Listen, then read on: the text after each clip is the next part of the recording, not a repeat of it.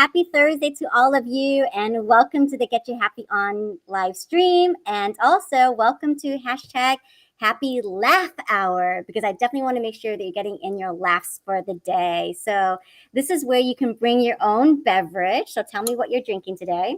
I, of course, have got my favorite mug. Look at that. Happy thoughts. Happy thoughts. And today I'm drinking ginseng tea. And did you know that ginseng grows in Wisconsin? I did not know this. And so I was recently traveling and, of course, had to stop by those airport shops. And this is what I came across. And I thought it was so interesting and had to pick up some. So ginseng tea, and it's actually delicious. So I highly recommend it as well. All right.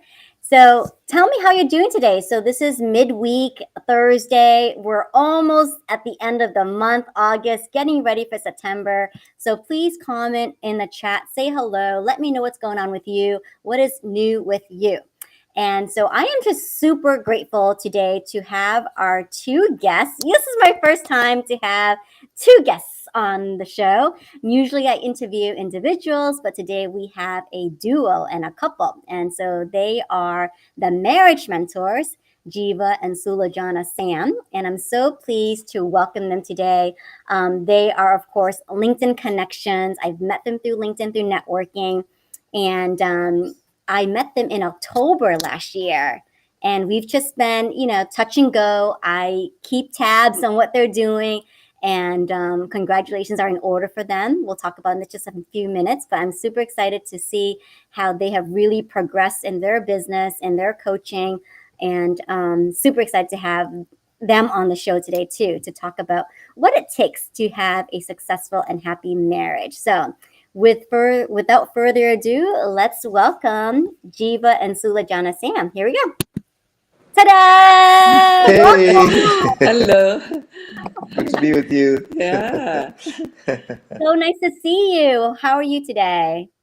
We're doing great. Yeah. Yeah. Awesome. Yeah. Excellent. So I want to say right off the bat, congratulations on your brand new book, The Unbreakable Marriage. Yeah. Thank you. Thank you so much. We're excited too. Yeah. I'm so excited. I'm drinking my Happatino. Oh, I love it. And do you have a copy of the book there for everyone to see? We'll have it maybe search for it. I don't know. Yeah. There Oh, it is. backwards. You gotta fix your camera. Down below in the settings, you can adjust the camera setting and do the mirror image. Oh, it's the mirror image. Okay, The sorry. mirror image. Yeah, Sitting. we'll get it right.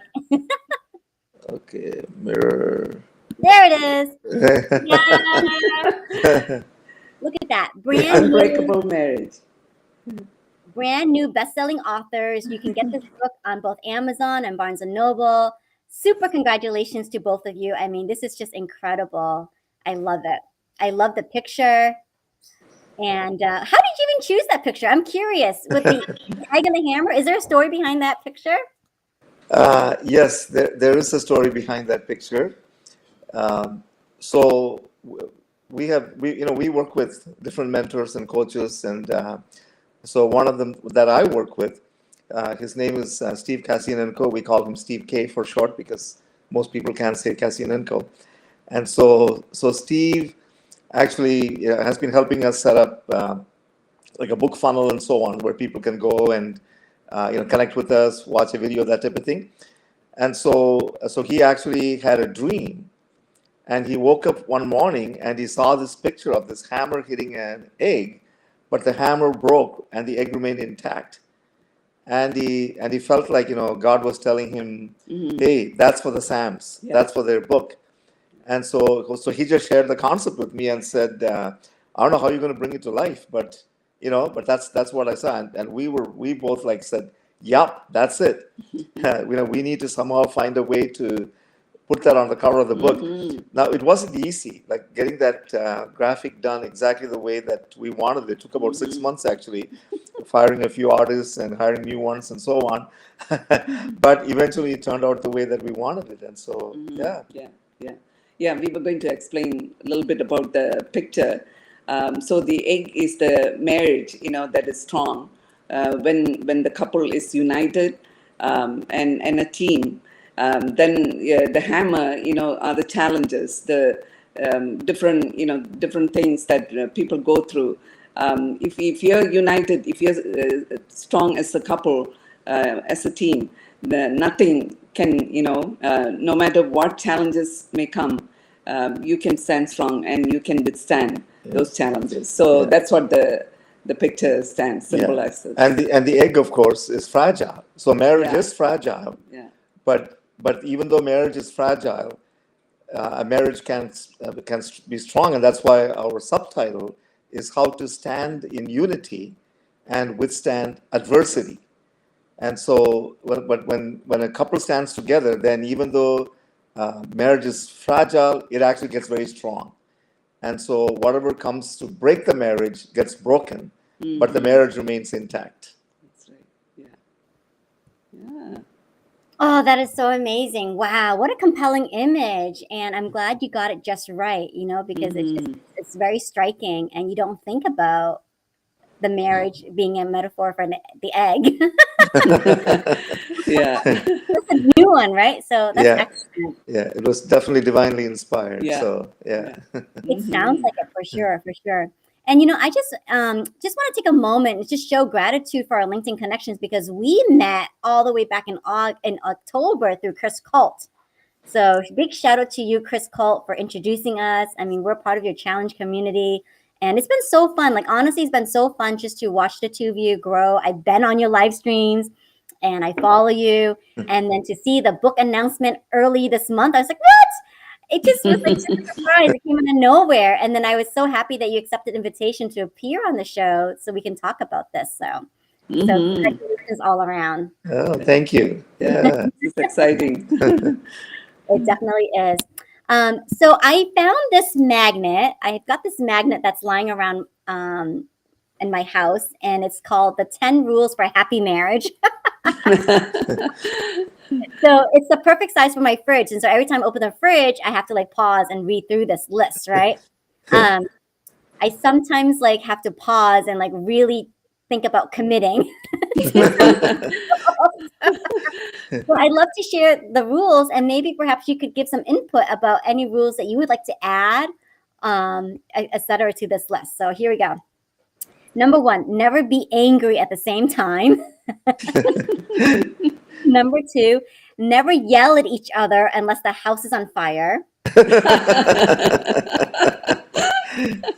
Number 3, if one of you has to win an argument, let it be the other one. Number 4, if you have to criticize, do it lovingly. Number 5, never bring up mistakes of the past. Number 6, neglect the whole world rather than each other. Wow. Number 7, never go to sleep with an argument unsettled. Yes. That's the one that's a challenge for me.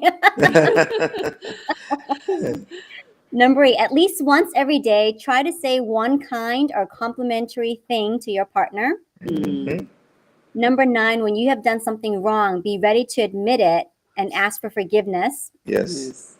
Number 10, it takes 2 to make a quarrel, and the one in the wrong is the one who does the most talking. Very true to life. Yeah. No, So those do are those all rules resonate with excellent. your coaching? Oh, yeah. Yeah, actually, the one about the anger part, go to bed. There's actually a Bible verse that says, "Don't let the sun go down on your anger," which is another way of saying, get things taken care of. Yeah. Before you hit the head, hit the hay rather. Otherwise, you won't be sleeping. You'll be thinking about that, and just brewing. And So one thing that I would add is to forgive each other as quickly as possible. The more quickly you forgive, even before you ask for forgiveness, forgive them just in your heart, just between you and God, and just say, I'm not going to hold this against this person, because if you don't forgive, then it's going to stay inside of you and keep brewing. Yeah. And then you will get mad at your partner for the smallest of things that had nothing to do with what you fought about, and simply because you did not forgive them quickly enough. Yeah, that's so true. Yeah. Wow, that's excellent. Thank you so much. Um, I'm curious because I mean, you bring so much experience to the mentorship, marriage mentorship, because you've got the pastoral experience, and talk a little bit more about this mission that you've got, because I think you've got a really compelling mission. You're on a mission to save 50,000 marriages from divorce in the next 5 years. Like that's Yes. wow. Why this mission? Why do you feel called to do it? Why this number specifically? And in the time frame that you've given yourself. Well, it's a little bit like that graphic, that our friend Steve received. Like we didn't actually dream this up. Like I just felt, one day in my quiet time, that this is what God dropped into my spirit. And quite often, we talk about like big goals, but in the faith realm, we also talk about God-sized goals. And to me, that was a God-sized goal, because there's no way my human mind can conceive of that. Because even when I heard that, I had to do a double take. It's like, did I hear that right? 50,000 in 5 years. And so the number one thing about a big goal like that is that we can't do it on our own. Like God has to intervene and make it happen. But on a very practical side, we also began to realize that we needed others involved in helping us to get to that goal. And so when I talk about others, part of it is other mentoring couples. So we train up other couples to do the kind of mentorship that we do, and so through them, the numbers get multiplied. I actually met with the pastor this morning in a church, and when we were talking about how within their church, which is a few thousand people, they can actually match married couples, who've been married for a longer period of time with couples who are just starting out in their marriage, and mentor them at an early stage before they get to the point of getting into trouble. Okay, and the book is actually part of that goal as Yeah, well. that's what I was going to say. Yeah, the book, it can reach people like all over the world, and we are here, and the book, now is sold in so many countries already. So then if people read it and follow and do the homework, there's a workbook to that goes along with that. So if they do all that, it will help marriages, and that's how we are going to fulfill that 50,000 marriages in 5 years.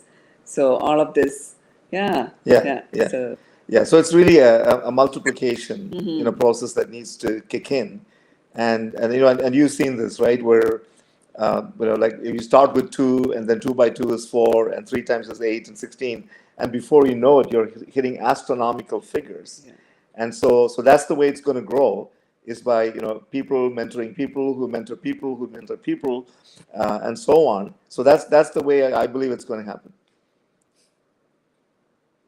Oh, that's awesome. That's a write it down. I got to write this down. So growth by multiplication and collaboration. Yes, Yes, yeah. Great. And So, Olivia, whether you realize it or not, you're part of that, helping us reaching that goal today, because through you, we're going to reach an audience that we would not have met otherwise. exactly. And Yeah. so there may be some people who are watching today, with whom that is resonating, and they're saying, I got to get that book and that workbook, and I got to work on my marriage, but maybe I can give it to my pastor, to my leader, to my family My member, children, to yeah. my children. And so that's how they become part of the mission, even though we didn't actively recruit them. So this is beautiful. Yeah, and we've been on a few podcasts also, so that will help, reach an even wider audience. So, yeah, yeah. oh, awesome. And this whole show concept started because I wanted people to connect and I wanted people to collaborate. Hmm. But I think because of the pandemic, that's one thing that's taught me is to take advantage of these online opportunities that we have and to cross promote and to collaborate. I mean, you're all the way up there in Ontario, Canada, and I'm in Florida, and yet I can still feel like this immense connection, like we're side by side, Yeah. Yes. and we're having this conversation. And I love what you said about you also mentor other coaches, and counselors and pastors to further on this mission. So it's not just up to you by yourself. Like that's Yes. awesome. Yeah. Right. Yeah. That is really, really awesome. So I'm curious, what adversity have you come through? Have you, Jeeva and Sulojana, have overcome? Lots of them. One of the major things I would say is in the area of finances. We were both, brought up the philosophies with which we were brought up, with finances was very different. Whereas in my family, I still remember my father, he never borrowed money for anything, even, as little as, buying clothes up to, huge purchases like a house or other things or land. He never borrowed any money. He said, you have to save it up. And if you don't have the money, you don't buy it. And yeah, that's how I came to Canada. And when I came here, it wasn't the same. And yeah, everybody, the credit card. This is how many 38 years ago when I came here. Yeah. And Jeeva was brought up differently with Yeah. in Well, terms of I was finance. already in Canada for 7 years. Not that like our family had a very strong Indian upbringing as well, but my parents were not quite as strict as her father was. So in our family, it was basically if we need something badly, like for example, I remember our family built a house, but there was a loan, but knowing that the loan would be paid off after a certain length of time, like a mortgage, right? And so, whereas in Canada, credit is very easy to get, and especially at the stage that I got married, I was fresh out of university, starting a first job, and so all the credit card companies courted me, and kept on sending me all these free offers, and And you couldn't say no. 72 easy payments. It's like, wow, so the whole vocabulary of affording something in Sulojana's side, it means you had the money. For me, it meant affording the monthly payments. And so, unfortunately, like I bought into that philosophy, hook, line, and sinker. And so, Too much. Yeah. So it got to the place where all of a sudden the credit card companies were not my friends anymore. His wallet was this thick with credit cards. And of course, she had no idea, how much was Yeah. They were on balances all they maxed. were. Yeah. And so unfortunately, at that stage, this is like, you're talking about a few years back, a few decades ago, when we didn't have cell phones. And so we had these things hanging on the wall called a telephone. And so when the phone rang and I wasn't home, she had to field those calls from The angry creditors. creditors. And then she'd say, what was that all about? And so at some point, I had to finally fess up that I had caused some damage. Yeah, so that wasn't very good. But, so eventually we decided to take Dave Ramsey. I don't know if you've heard of Dave Ramsey, yeah? Oh, that's good. So he's, Financial Peace University. yes, Yeah. Yes. Look at that. Yeah. So we did that and we decided to follow through with his budgeting. That was the biggest thing. And got rid of Yeah. most of our debts. Yeah. And the deeper issue there, Olivia, is, and this is true of finances for some other couples, it may be in different areas, is really the lack of transparency. Yeah. And so I was not transparent with Sulojana about what was going on in the financial realm. And because she thought, well, he's already been here, he's taking care of everything. Yeah. But really, that was one of the biggest mistakes that I made in our marriage. Yeah, I think I trusted him too much. But we see that happen all the time. Yeah. With couples that we mentor, there's a lot of times that the spouse that does, and in most marriages, one spouse does take care of the bills and is better at handling money, and so and has maybe more of an aptitude for doing that. But when the other spouse doesn't even know what's going on, like that's a recipe for disaster. Yeah. Yeah, and so especially when you're doing some things that eventually end up causing issues, and you bring them up at that point, then like it can become this like the launch of World War III, right? Yeah, yeah. That's one of the big issues in lots of marriages. Finances can cause friction. So yeah, that was a big one. Yeah, and so even now, Slojan doesn't actually want to know all the details. Yeah. So, but we But came as up long with, as yeah, the bills are taken care of you and know, no more, hidden credit cards, I'm okay. yeah, yeah. So we just basically sit down twice a month. Yeah. Like once towards the beginning of the month, once mid-month. So like I drop the budget. Look at all the bills, accounts, everything else, and basically we both look at it and say, okay, here's where we're at. This is reality for this month. And so if we know we're going to have a surplus, we decide what to do with the surplus. If we know we're going to have a deficit, then we're going to decide, okay, how are we going to take care of the deficit? Are we going to be able to create enough income to take care of the deficit by doing something? Or if for some reason that's not happening, then, like, what do we do? But the thing is, we're both involved in making that decision together. Whereas before, I would just tell her, don't worry, I got it taken care of. And unfortunately, me taking care of sometimes was really not doing anything with it. Yeah. Yeah. Oh my gosh. Thank you so much for sharing that, because I have heard that, before you enter a marriage, or even if you're dating, get clear on what your money personalities are like. Because one of you might be a saver and one of you might be a Yes. spender. Yes. Yeah. And that Yeah. was one of the hardest things I had to own up and be transparent with my husband about. Yeah. Yeah. So we are not alone. No, Yeah. not alone at all. And I'm glad you said that, Sulojana.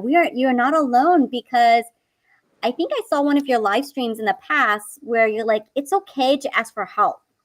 Mm. And it just really struck me, because I don't, I kind of feel like a little bit embarrassed, like asking for a marriage coach. Mm. And have you come across that with some other clients who kind of just, who may not have considered like they would need a coach or they would need Yeah. a mentor for marriage? Yeah. Yeah. Just What stop are and your recommendations on that? just stop and think about this, Olivia. Like, I think you are a prime example because you've already talked about some of the coaches that you've had, and I have a number of mentors in my life at any given time, for different areas of my life. And so, if we have achieved any success at all in what we're doing, we didn't do it on our own. We were mentored by someone. Sometimes the mentorship was only for a short period of time. Some of them are ongoing, and so and think about it. One of the largest, most significant enterprises that anyone will undertake in life is marriage. And so, why do we think that we can do marriage on our own? Why do we not think that mentorship is essential for marriage? And it doesn't have to be like ongoing. It doesn't have to be somebody that moves in with you. You may just need someone like us for a period of like 3 months or 6 months or something like that, or you may just need a counselor, to tide you over. Now, sorry, go ahead. Yeah, Olivia's question is some people hesitate, right? Yeah. There are two things that came to me. One is cultural. Like in our Indian culture, lots of couples, they won't seek help. It's like below their dignity. They don't want to Admit. admit. It's not good for their reputation, for the family. So they keep it hush hush within themselves. Or sometimes even seeking help within the family, it is a no. And that's one thing. The other thing is in our church circles, people don't want to show that they have problems, but Jesus said there's going to be tribulations in this world. He didn't say there won't be any problem. So, but again, when you're in say a pastor of a church or something, people are looking up to you for help, and so it's very hard for the pastor to open up to their congregation and say, or somebody in the leadership to say they're having problems. So that's why we are here. They can come to us. We are confidential. We don't reveal, anyone that comes to us, talk about it, Yeah. mention Yeah, even in names. our book, like we have a lot of names, but all the names are made up. Like there's no real person actually mentioned in the book. And we actually have a whole chapter on finances, by the way, where we cover a lot of this.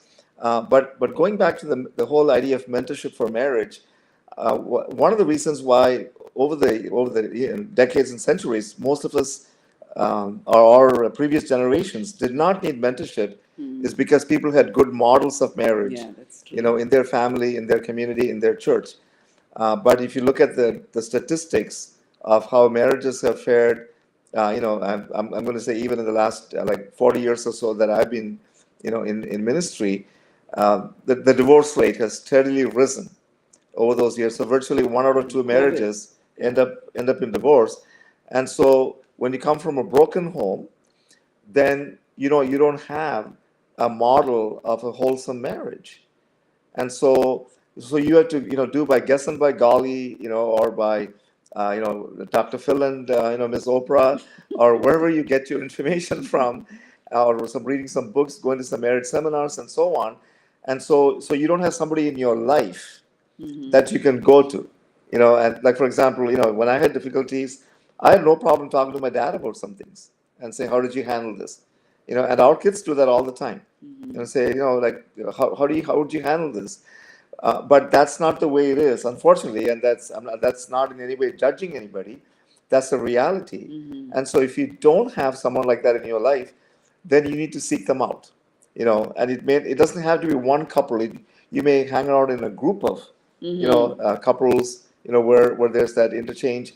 Like because our background is in the church is a perfect place where you may not want to go to talk to your pastor, but you can find another couple, who will be glad to, provide you with, like, it may not be a formal mentorship, but an informal, like a relationship. Yeah. Yeah, somebody who has been married longer, who has a good marriage. Yeah, they can be mentors also. Yeah. That's excellent, and I'm happy to hear what you said about just the models. Sometimes we need outside models to look up to for forming, our ideas of marriage and a happy relationship, etc.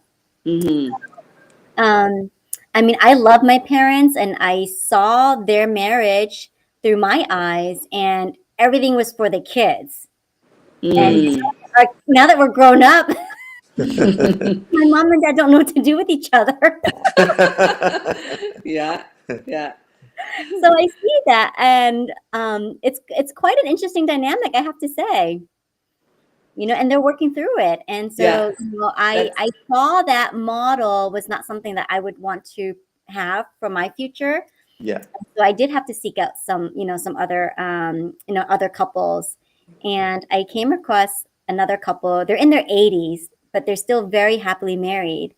And I asked them because it was so different, such a stark contrast to what I grew up with. And so I had to ask them, Bob and Ann Lee, what are you doing differently? And they said, you have to make time for each other.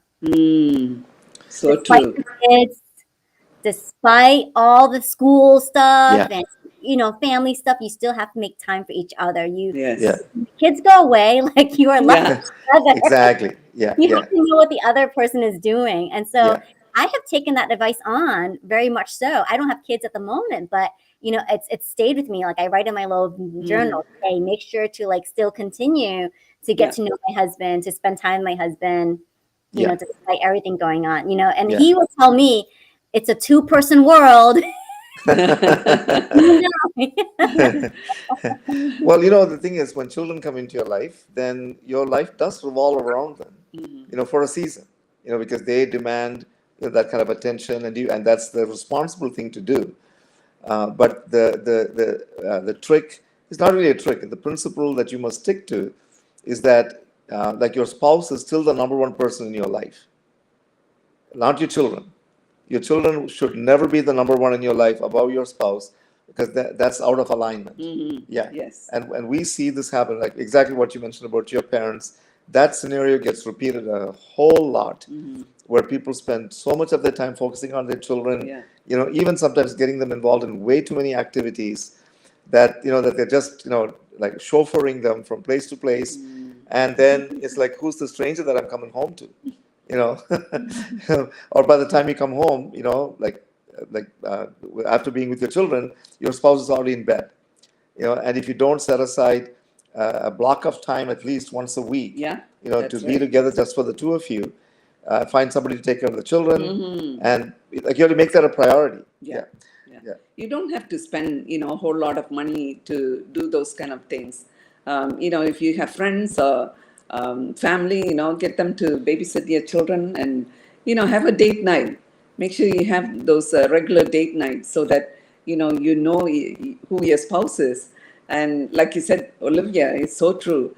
Children leave home and then you look at each other and, who's the stranger? Yeah. Yeah. So, yeah, get to know your husband and your Yeah. marriage will be Yeah. good. Yeah, one of the things that I don't think we actually put this in the book, but one of the principles that we often talk about is that, like, if your spouse knows that they are the number one person in your life, and that's a mutual feeling when both of you know beyond the shadow of a doubt that the number one person in your life is your spouse, you will never need marriage mentors, you will never need counselors, because you will make sure that that is reflected in everything. And one of the most significant ways in which we let our spouse know that they're number one in our life is by making that time for them and then guarding that time. Like, I'm going to make a confession here. We decided a few years ago that Friday nights, would be like our night. We never really called it date night, but it was our night to be together to do whatever.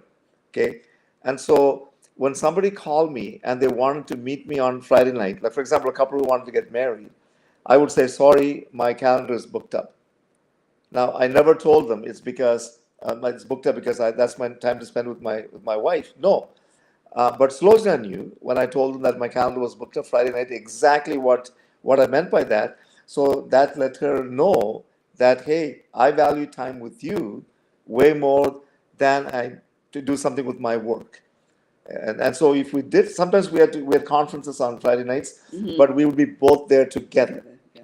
And so we would still find another date, another night or something, to be together on our own. And so when it's unavoidable, we do that.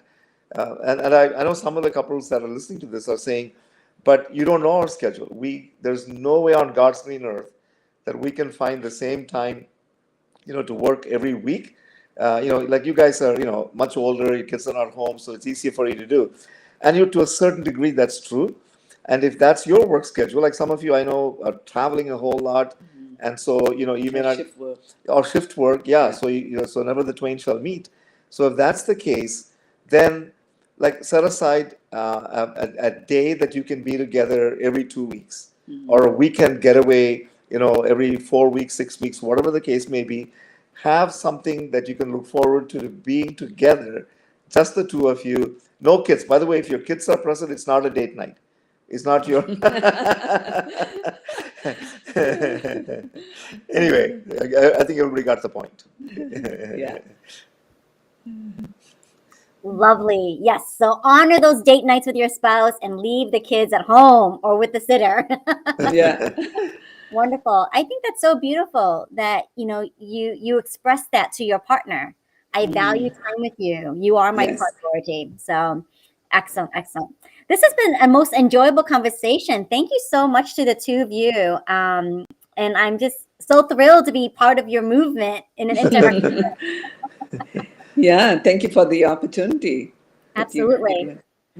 So if you are watching this, please engage with us. Drop in the comments, what are your burning questions about marriage? We may just answer them live or in the comments. So I know Jeeva and Sulojana will be very active in the comments. And so if you've got a burning question or something you're dying to know about what constitutes a happy relationship, happy marriage, drop it in the chat.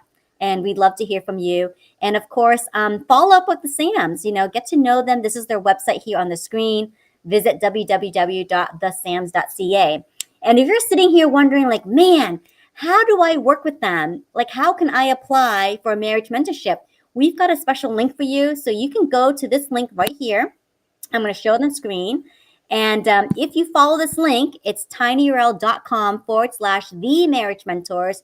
It will bring up an application form and you fill that out and that will get sent to them and they will evaluate it and talk to you further about how and how the marriage mentorship may work for you. So I encourage you all to download this link right now, bookmark it, etc.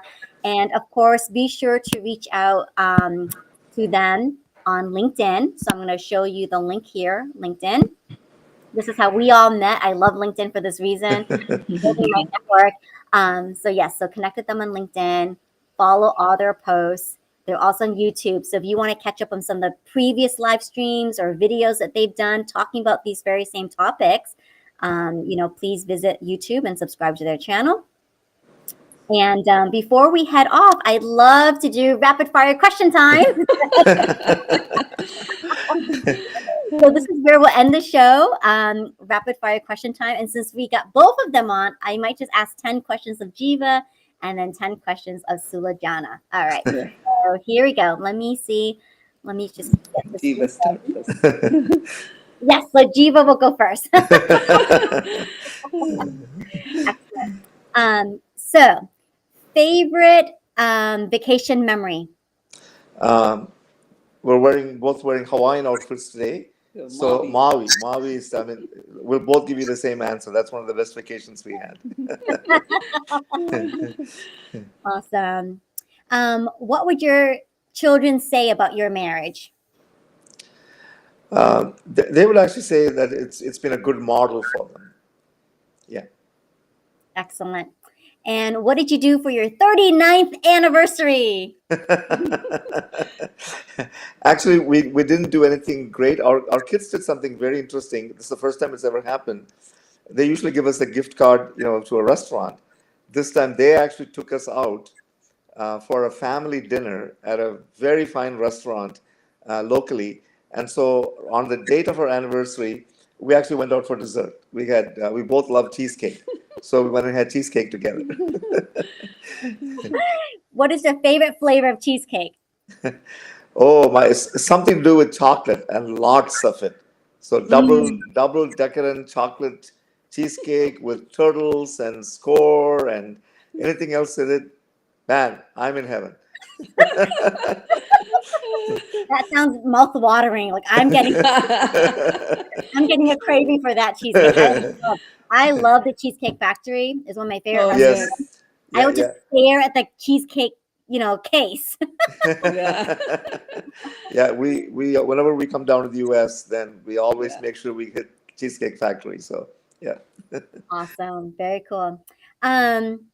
So when did you finally get out of credit card debt? It was about 2 years ago. Yeah.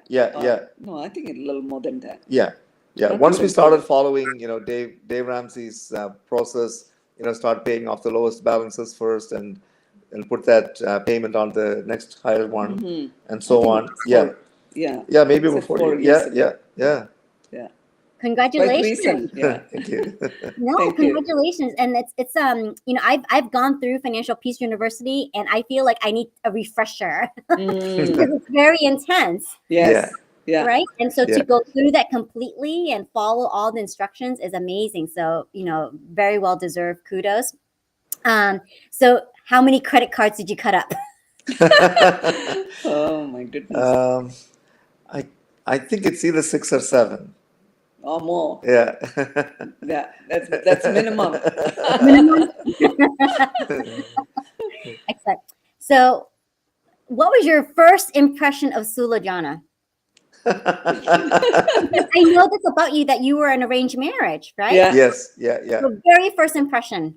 Okay. She seems like a nice girl. Okay. Because we only had, our courtship lasted all of 15 minutes. And when we tell our story in our book, actually, of how we met, the marriage was arranged, and so on. And so first impressions were very, very important. And so I knew, and I was quite impressed with the way she was able to express herself in English very fluently. and so it was a combination of good looks, fluency in English, willingness to leave India and come to Canada. All those things that we discussed in the first 15 and those 15 minutes. Well, I had 7.5 minutes. So Oh, that's lovely. Awesome. What made you decide to go to Canada?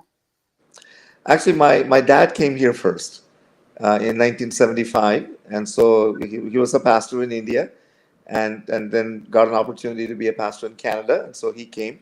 And then the following year, 10 months later, in May of 76, the rest of our family came. So that's basically how we ended up here. Yeah. Wonderful. Favorite Bible verse? Favorite Bible verse? Okay. I can do all things through Christ who strengthens me. Yeah. Oh, that's a good one. Yes, indeed. And it talks about that God-sized goal, right? That, Yeah. our human mind cannot Yeah. fathom, but with the strength of God, yes. Love that. That's a powerful reminder for today. Okay. What is your legacy for your children? This is not a rapid fire question. This is an essay. Well, actually, another Bible verse comes to mind. There's a Bible verse in 3 John 2. It's got only one chapter, and it says, "Beloved, above all, I wish that you would prosper and be in health, even as your soul prospers." And so basically, like our legacy for them would be that they would, like be in health, and they would prosper, even as and the soul is what we the combined term that we use for our mind, will, and emotions. That they would be able to get that harmony inside of them, that it will reflect in everything that manifests on the outside. That's so lovely. Oh, so lovely. How do you say "I love you" in Tamil? Oh my goodness. Oh, see, the thing is, in the Indian culture, you don't actually hear people say to each other, "I love you." Like Oh, we never heard. I don't think I ever heard my parents say that to each other. You just know that they loved each other, and so you really stumped me on that one. Yeah. You Non, give hugs. yeah, You give yeah. is kisses. there like Yeah. a phrase of adoration or a phrase of Oh wow, Anbu. yeah. Anbu is the word for love, but like we wouldn't usually say "நான் உன்னை நம்புகிறேன்," which means I love you. But Right? I think it's more gestures of affection Yeah. I than think actual words. Yeah, yeah, okay? yeah, yeah, Yeah. yeah, That's interesting. I never thought about that way. yeah. And it ties Wow. into the 5 love languages, right? Yes, So, gestures and yeah. Yeah. Which is acts of really, service. yeah, which is really interesting when we did the 5 languages quiz, which by the way is also something we do with all our mentorship couples, and it's in the book. I found that like my 2 top ones were acts of service and words of affirmation, which really in some ways maybe because words we didn't really have a lot of words of affirmation in this in the modeling that we had. Yeah, and so but now, and especially the older that I get, Yeah. I find the words of affirmation are more important for me to Yeah. hear from Sulojana. Yeah. Yeah. So we try and make it a point. We pray at night. So we kind of exchange those words of affirmation. It's not every day. Yeah. Every so often we ask each other. So, yeah. That's a beautiful practice. Yeah. Awesome. Well, yay! So Jeeva completed his turn. Is you ready? All right, here we go. Who's the better cook? He is. Your favorite meal that Jeeva makes? It's tandoori chicken. Oh, I love Yeah. tandoori chicken. Yeah. He's just the best. Yeah. He does the best. Excellent. Your favorite date night memory? Having popcorn and watching a movie. What kind of movie? Oh, I like the humorous one. See, Yeah, The one with humor. get our happy on. Yeah, that's right. Romantic comedies is what we really like to watch. Yeah, yeah. Wonderful. Romantic comedies. Is there a favorite? Oh, that's a good question. We watched a few.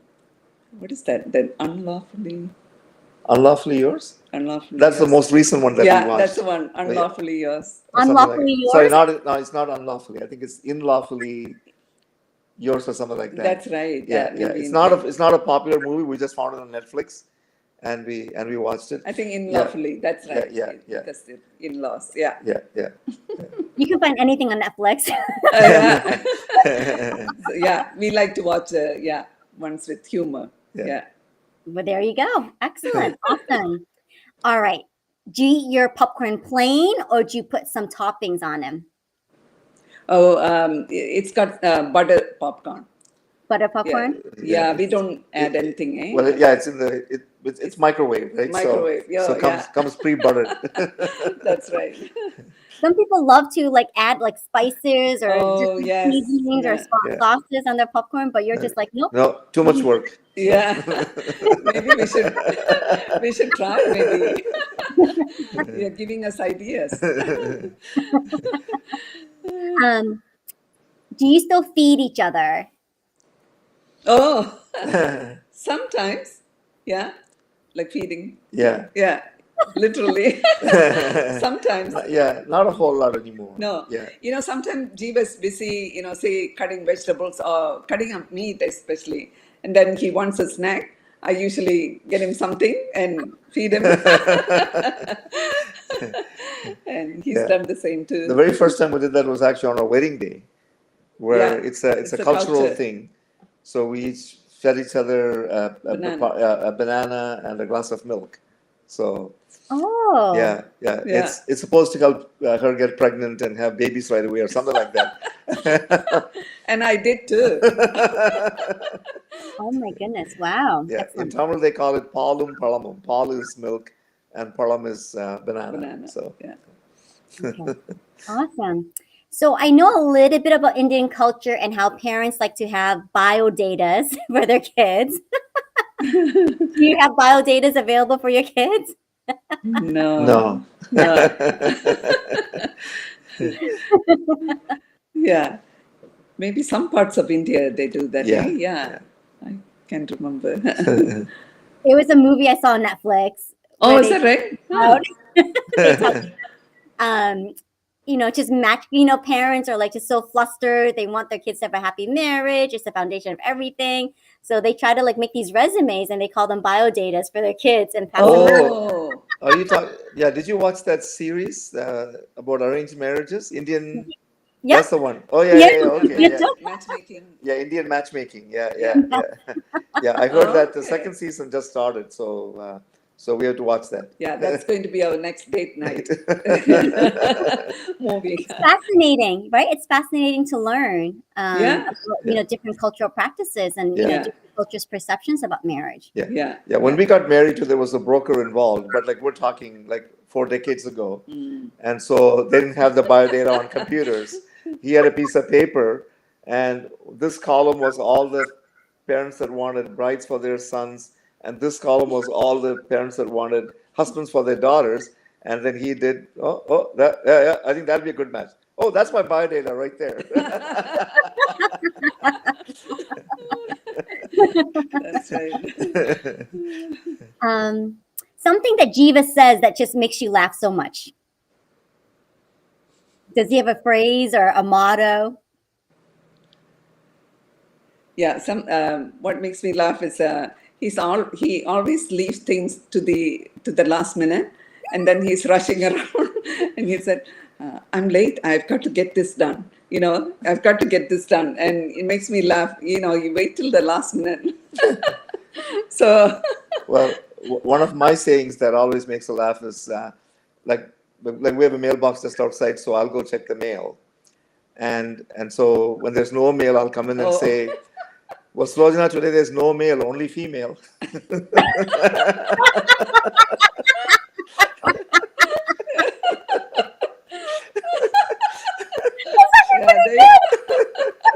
See, I didn't even remember that. I'm glad you remembered. Yeah, that's right. I hear that very often. Sulojana, what is the best physical feature of Jeeva that you like the most? I think I think his face and his eyes. Good answer. Yeah. Yeah. Oh, so wonderful. Well, this concludes rapid fire question time. You guys did great. Well, thank you. You Yeah. took it very easy on us. Yeah, So, that's right. That wasn't too bad. Awesome. Well, thank you so much once again for just being part of the live stream show. Thank you to all of you who are watching this live. Please continue to drop those questions in. Your burning questions about marriage, maybe even about dating and relationships. Drop them in the chat. Sure. We'd love to hear from you. And please also get in touch with the Sams. So I'm going to show you all their links here one moment. So you can follow them on Facebook. They're there on Facebook. And you can also follow all their tweets on Twitter. So wherever you are most comfortable in social media, you will find them. Okay. So if you like Twitter, there they are. Right. So please follow their handle. And then, of course, if you would like to learn how to work with the SAMs, please apply for a marriage mentorship. And this is the application link right here. yeah, and Olivia, maybe we'll just add that whenever we get an application, like we pretty well all the time we'll meet with the couple. We'll give them a free consultation. Yeah. So it's worth about $500. So because we go really deep in the consultation with them, and they will walk away with something that they can apply. Now, obviously, if they want to work with us, that's an option that we give them, but they will still get a lot of value out of the consultation. So we'd encourage if you really need help that you cannot, get the help on your own. Yeah. For sure. Yeah. I mean, you can also get our book right now because the book basically outlines what we do. But one of the things we found that even when somebody has the book in their hand, if they're not talking to each other, if they're still mad at each other, they don't even have enough willpower or goodwill rather to work through the book together. Then hello, here we are. Yeah. Excellent. I did notice that online when I was looking at Barnes & Noble and Amazon, there is a companion workbook as well, which I think is Yes. excellent, and a gratitude journal. Yeah. So That's you get the right. whole complete package. So I think that's Yeah. wonderful. And just speaking of, if you're looking for a model, if you're looking for a model couple, right, you've got it here. I mean, these are two coaches for one, right? 2 for 1 deal here, which is amazing. And that's incredible value right there that you can apply for the consultation. It's a $500 value. I mean, that's incredible to get onto their calendars and to get their time. So highly encourage you to download this application and fill it out right away. And of course, meet them on LinkedIn. So you have not connected with them yet on LinkedIn, please go ahead and do so right away. So there you have it. And then, of course, all the information is available on the website. So please visit thesams.ca. And remember to comment, connect, and collaborate. So thank you all so much for watching Get Your Happy On. We're going to play the outro clip, and I will see you all next week. Have a great day.